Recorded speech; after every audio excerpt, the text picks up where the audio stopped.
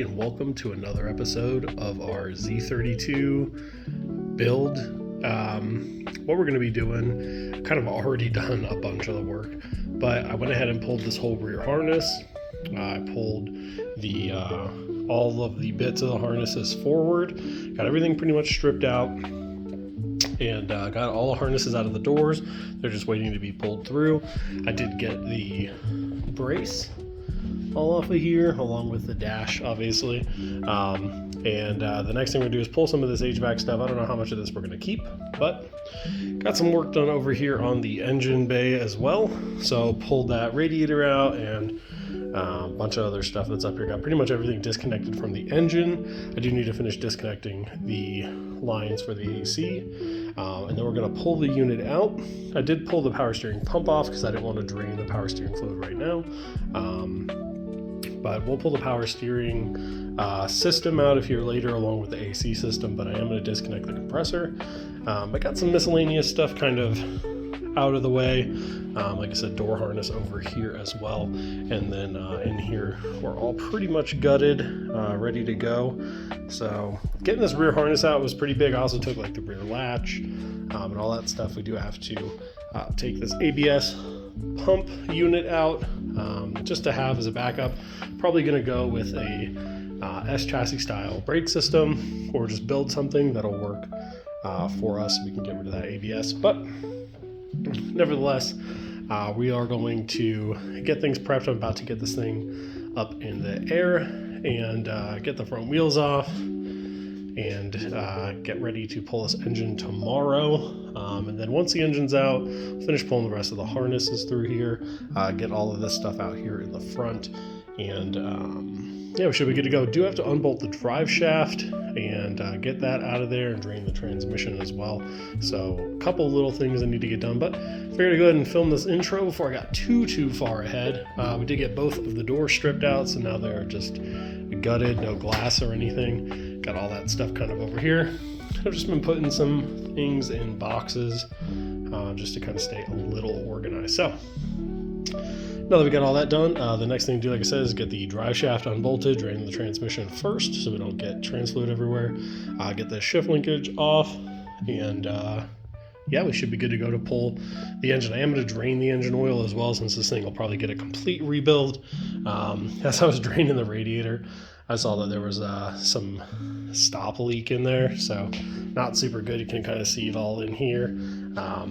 That's not a fix. So if you have a head gasket that's going out or whatever, that's not the way to do it. So thank God we're going to be tearing this thing completely apart and rebuilding. I need to get some new covers and stuff for the timing, and just kind of make sure everything's good. It looks like we were missing some hardware, and pretty much every single clip on the engine was broken, so wouldn't be running super well. Even if it was a good driver, we definitely would be having some drivability issues, considering all of the connectors in here, except for the fuel injector harness, all of the push tabs all broken. So super easy to pull off. So at least that was the easy part. Now we're just going to go ahead and get this thing jacked up and get this thing pulled out. So I will meet you guys. Maybe I'll show you guys while we're pulling it, but probably just show it to you guys when it's out of the car. So stay tuned. All right, guys, so it is the next day, and as you can see, I got a lot of work done. I was gonna film a little bit while I pulled this setup, but honestly, it's just a lot easier to get it done. And I didn't really feel like having a GoPro on my head. I was underneath the car a lot, but pretty easy.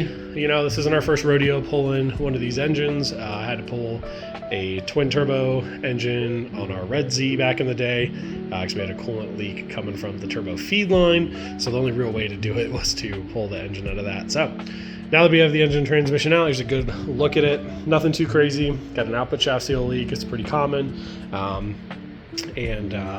You know, just leaky. Which is a leaky old VG30. So we're gonna end up going through this thing and refreshing it. Definitely gonna run a new intake manifold. We're gonna do all new front covers, obviously, but do a nice timing kit, pistons, rings. Definitely gonna run some new coils on here. It does have some of the cell coils on it right now, so we'll probably keep these as a spare, just to have obviously some new injectors. Might go top feed fuel rail with this. but we'll just have to see. The engine's going to stay pretty much on this pallet for the next month or two.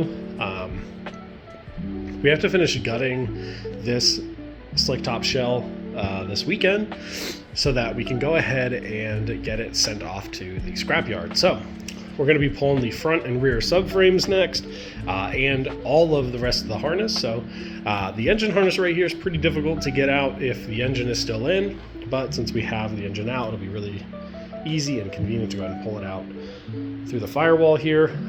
When we go ahead and install this engine after it's been rebuilt and refreshed, we will have a brand new harness. I am going to keep this harness just as a spare.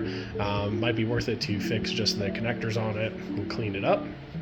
But we're going to go with a mildly tucked bay in the new one that you guys will see as we get done. So I've got a lot of stuff to finish pulling on here. I've got the rest of the AC lines I need to pull, the rest of the power steering I have to pull out of here. We also are going to need to go ahead and drop, like I said, the front and rear subframes, and then we are actually going to lop off the front and the rest of the back of this car, and we are going to ship it off to the scrapyard, which is very unfortunate, but I have made the best of this and pretty much took everything out. We're going to finish pulling the rest of these harnesses that run through here. The rest of the HVAC stuff that's inside, we're going to pull the column, and we're going to pull the ABS module out of the back. You see the rear is fairly stripped already. I even took the latches out of there. So when we drop the front and rear subframes, we're going to end up junking these max peating rod coils and just keeping these suspension bits on here that I want to run on the next one. It's got some SCP rear arm kit on both sides, so I'm going to definitely keep that. And then up here in the front, we have some adjustable stuff that I'm thinking about keeping. So worst case scenario, we have just spare front and rear subframes and a full set of calipers, but there's quite a lot of things on here that we'll be able to salvage, which will be great. And you can really see some of the damage up here in the front. So radiator support all crushed in over here. You can see it's all kinds of messed up. The frame rails themselves look okay. This one's kind of pushed back a little bit right here at the bottom where it mounts, but from the side, you know, they look pretty straight. This would have been a great drift missile for somebody, but the reality is with all the rot up here by the windows and on the firewall, it's just not worth it. It's not what I'm looking for. I'm not trying to do all that work. So this is a lot of work to get all this stuff out, but in the long run, it'll be worth it. So I'm gonna finish gutting this thing. I'll show you guys what it looks like when it's on pallets. We're gonna have to go to the local farm supply and grab some dollies with wheels on them, and then we're basically just going to screw them through the floor into the wood on the dollies and then just be able to roll this thing around. So I will catch you guys in the next clip when the rest of this thing is all gutted out, and I'll see you then. Alright guys, so it's the next day, and I'm pretty bad about filming stuff, but let me just give you kind of the rundown of why this looks like this. So I went ahead and got all of the rest of the HVAC stuff out of here. I pulled all the harnesses, all the modules, everything except for the airbag stuff. I don't need it. If somebody needs this airbag controller, let me know. But basically pulled everything out, engine trans out on a pallet. I do need to still pull the front subframe, but I started in the rear because after this rear subframe comes out, I need to get to the gas tank and drop that tank down as well. So took the hardware out. You got 4 nuts, and then you have some small hardware there for the bracket. Once that's down, I just cut the e-brake and the regular hydraulic hose line for the brakes. I was going to keep it, but it got cut in here when that kid or whoever installed the hydro, which was just inline. So like if you pulled the hydro, your brake pedal would push down. It's like not the right way to do that either, but basically got the subframe dropped. So now I got to wheel this thing out, get under here, get the tank done. I am going to put some stands under this. Not just going to go under it with a cherry picker, but pretty convenient option since I don't have a lift. Now once we get that rear subframe out, we need to come up here to the front.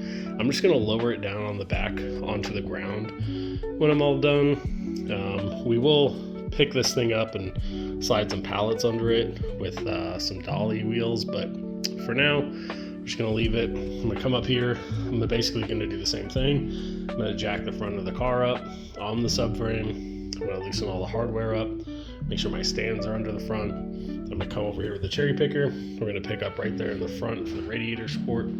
Pick the whole front of the car up, slide out the front subframe. But I want to go ahead and wrap this video up here since I probably won't be filming the rest of this or that. And I didn't want to leave you guys hanging on a Sunday. So I hope you guys have enjoyed the progress so far. I know that this is a shame to see, but I promise we got some good stuff coming. So we got another slick top roller coming. It's also black, which is wild, but we're going to be using a lot of the stuff from our old build, this one, on our new build.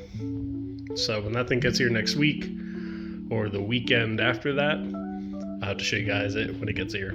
Now the roller that we're picking up is pretty clean. I mean, it's got no engine or transmission in it, but it's also missing some of the interior.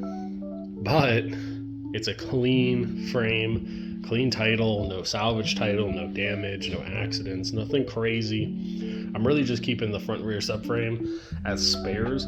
I would eventually like to clean them up and powder coat them and then build them out and then swap an entire subframe over into the new shell. But for now, since that thing is a roller and we're good to go, we'll probably take all the suspension components off of this, transfer them over to the roller when it gets here, figure out a wheel and tire setup for it, and then pretty much just leave it alone.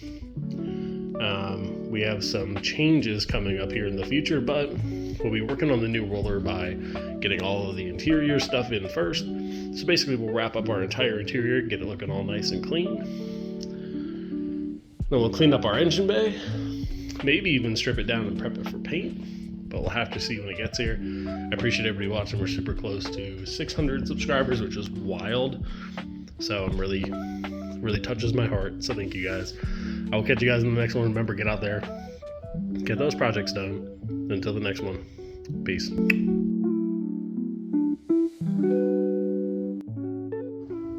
Bonus clip. I got the subframe out. So here it is. It wasn't too bad. Doesn't look too bad either, so that's good. It looks like it's just got a bunch of crud on it, which probably protected it from rusting out, so that's awesome. So over this week I'll go through and kind of break this apart till it's just the subframe. I'll pull these axles off and take all the brakes and stuff off them and take this diff out, but wanted to go ahead and show you guys that it's out, just rolled right out.